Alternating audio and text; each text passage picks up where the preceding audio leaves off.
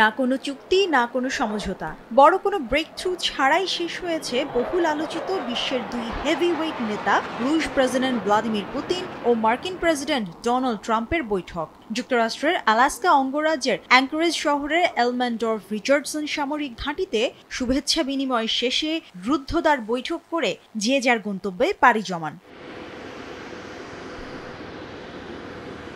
Russia যুক্তরাষ্ট্রের দৃশ্যমান বিবাদ থাকা সত্ত্বেও কয়েক সপ্তাহের আলোচনায় বৈঠক করার সিদ্ধান্ত নেন পুতিন ট্রাম্প, যা ইতিহাসে বিরল। প্রেসিডেন্ট ট্রাম্পের আমন্ত্রণে যুক্তরাষ্ট্রের আলাস্কা সফরে যান প্রেসিডেন্ট পুতিন। প্রশ্ন উঠেছে সাক্ষাতের স্থান নিয়ে, কেন আলাস্কা?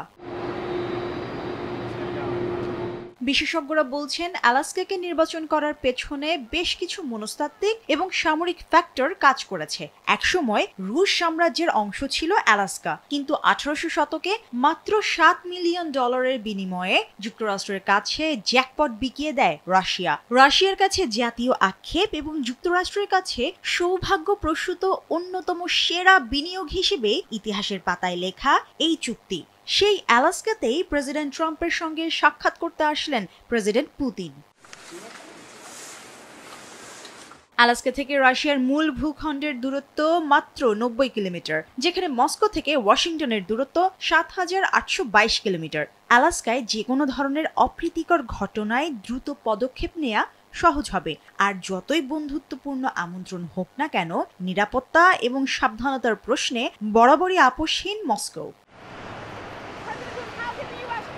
মস্কো আরও একটি বিষয় খোলাসা করেছে, পরিস্থিতি অনুকূলে থাকলে আন্তর্জাতিক সীমানা চুক্তি পরিবর্তনযোগ্য এবং একসময় যা কিছু মস্কোর ছিল সেসবের ওপর এখনও মস্কোর পরোক্ষ প্রভাব রয়েছে। Next time in Moscow. Oh, that's an interesting one. I don't know. I'll get a little heat on that one, but I could see it possibly happening. পুরো সময় জুড়ে প্রেসিডেন্ট পুতিন ছিলেন বেশ সাবলীল। ইউক্রেনের ওপর নিজের দাবি নিয়ে কোনো প্রকার আপোষে আসেননি তিনি। উল্টো বলেন যুদ্ধবন্ধের মূল কারণগুলো নিরসন করতে হবে। অন্যদিকে এই বৈঠক এবং শান্তি চুক্তি নিয়ে আশাবাদী ছিলেন ট্রাম্প। তবে সংবাদ সম্মেলনে আলোচনা ফলপ্রসূ না হলেও অর্থবহ হয়েছে বলে অনেকটা দায়সারা বক্তব্য দেন প্রেসিডেন্ট ডোনাল্ড ট্রাম্প। এদিকে ক্রেমলিন মুখপাত্র দিমিত্রি পেসকভ পুতিন ট্রাম্প বৈঠককে ইতিবাচক বলে আখ্যা দিয়েছেন।